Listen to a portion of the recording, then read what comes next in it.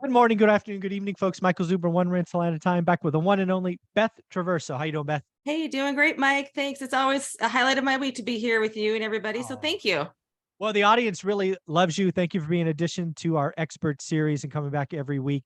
We always start episode one, what's going on in the market. So let's remind Yeah. folks of what your market is and what's going on in the last 7 days.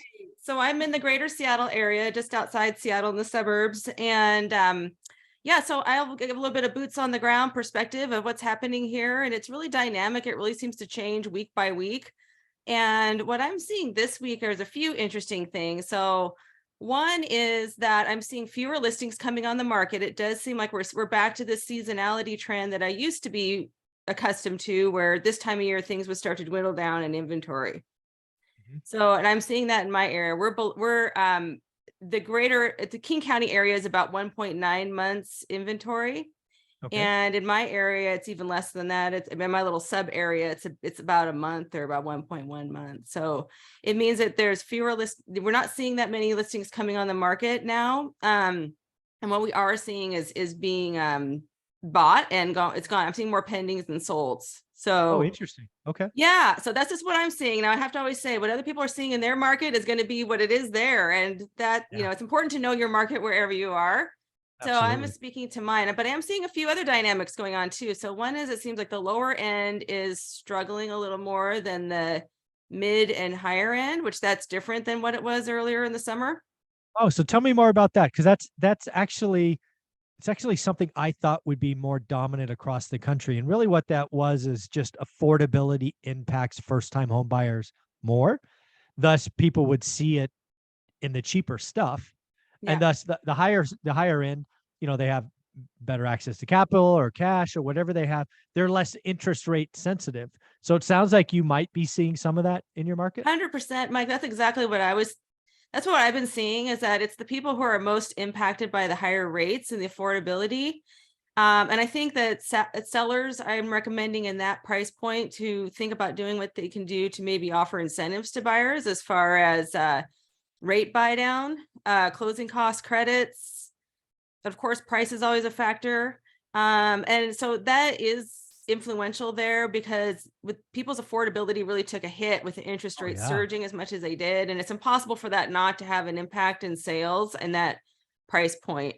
What I'm not seeing is the mid-tier buyers aren't necessarily deciding to buy in the lower tier. They don't really want to downgrade, so to speak, but people are Mhm. looking to get into unless their plan is to downsize, that's a different thing. But if they are somebody looking to buy into the market for the first time, they don't have equity to roll over from another house, they maybe don't have the same amount of resources, then they are impacted. And another thing I'm seeing is, in some of the areas I work are a little bit on the outskirts too. Sure. Mhm. And so I'm finding I'm on the east side, where the east side outskirts, and then I'm seeing also in this far south and farther north, they're a little more, those are the areas where that price point is getting more impacted. Okay. And part of that, I'm just speculating, but I'm thinking, well, maybe if the prices have been correcting everywhere, and all of Mhm. a sudden your 800,000, for example, can buy you something closer in, maybe some Yeah. people are opting to do that. And so you Okay. get the further out, the exurbs or whatever, not quite exurbs, but the farther it's like rings. There's like the epicenter, and then you have each ring out. Sure. And where I operate is about 2 or 3 rings out. And so that Okay. third ring, for example, might be feeling a little bit of impact of some people thinking, well, maybe we can afford more closer in, Hmm. and maybe buy. I don't know. I'm just speculating, but that might be another factor that might be impacting it, because I do know we've had some buyers looking in some of the other areas that were further south, for example, where it used to be it'd be hard to get the time of day for any listing, down there. No, people wouldn't call you back. And Mhm. now, one of my agents was showing about 10 houses down south, and he got immediately phone calls as soon as the showing was scheduled, after the showing, wanting feedback. What can we do to Aha. help bring an offer? Hey, we'll do this, we'll do that. Getting these calls that we weren't getting. You couldn't even get a call back, it seemed like, a few months ago. Wow. So it's Really cool. interesting. So demand, so that's very interesting. Demand on the low end is struggling, which would make sense, right? Most Mhm. interest rate sensitive. How about active listings? Kind of whether it be Kings County or your east side, is that do you see that falling into the end of the year? Yeah, I'm seeing it falling. So what I'm seeing is fewer listings coming on the market than going off due to being under contract or closed sale. So, and I do expect that to continue through the holidays, because that's typically how it goes.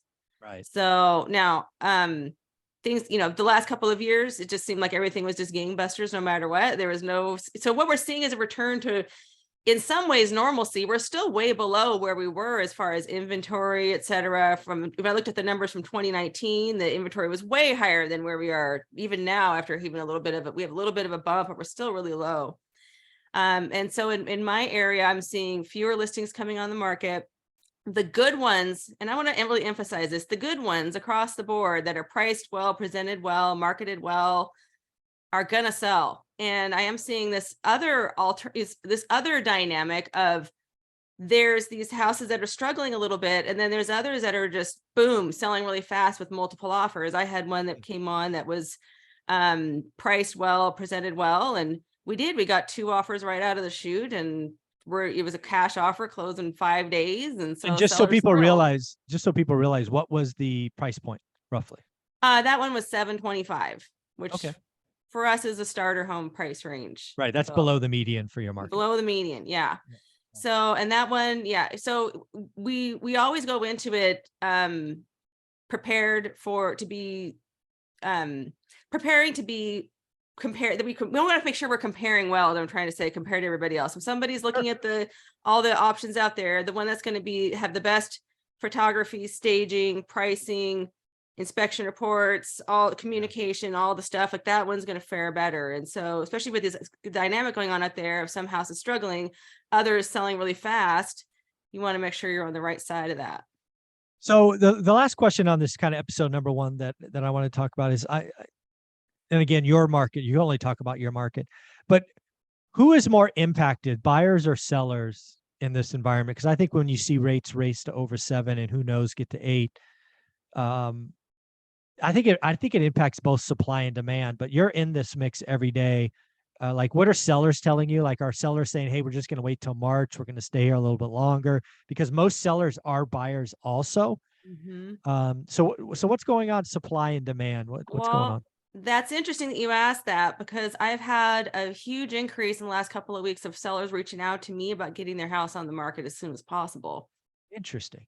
Okay. So I'm just like I heard in your daily update, I'm a Tom Ferry coaching client, so Tom Ferry had said about what we're doing now is setting up for January. So it's shaping up to be a good January for me and my team. And so we've had a lot of listings that we have in the hopper that we're working on getting on the market now, the most we've had in a few months. So now, why do you think that is? Why do you think that is? Any idea? Yeah. So everyone has their own individual reasons, of course, some are job locations, some are, shift in their family situation and other things. But a lot of them are just people want to move on with their lives. They've got their plans that they want to pursue, and it doesn't seem to necessarily have to do with, they're like, okay, life goes on. Right. Their main concern is, can we get our house sold? And what I'm saying is that, yes, you can, we just have to do it right. If we do it right, you can get your house sold. We manage the expectations and make sure the conversations that need to be had are had, and work on setting them up for success. And awesome. One other thing I want to mention that I'm seeing is the houses that are lifestyle properties. So in my area, that might be acreage, view, shop, equestrian, something like that, hobby farm, those kind of things, like riverfront. People like those, and they still want to buy those, and those are still doing really well. So those are just kind of like a lifestyle package that people are seeking. And so those ones seem to be doing really well. They're not cookie cutter, so there's not going to be 50 of them for sale. Right. They're all one of a kind. Yeah. So the unique properties are doing really well. Lots of sellers getting prepared to list. And from what I'm seeing, I think there's enough buyers out there that are still buying, that things are going to keep rocking right through the holidays. Now, these folks, everybody's different. Most of these folks, if I remember your past stories, when they make this decision, they're leaving the state. They're going somewhere else. Is that still true? Well, I'm kind of like doing a mental inventory here, but yeah, a lot of them are job transfers and things like that, moving out of the area. Yeah, life goes on. That's why you can still do 2 million transactions in 1981, because you still have death, divorce, job transfer, stuff still happens even at 18, 19% interest. So Very, Yeah. very cool, Beth. If somebody wanted to buy or sell or reach out to you and follow you, how would they do that? Yeah, they can just find me at bethtraversogroup.com. Awesome. Thank you so much. Thank you. Mhm.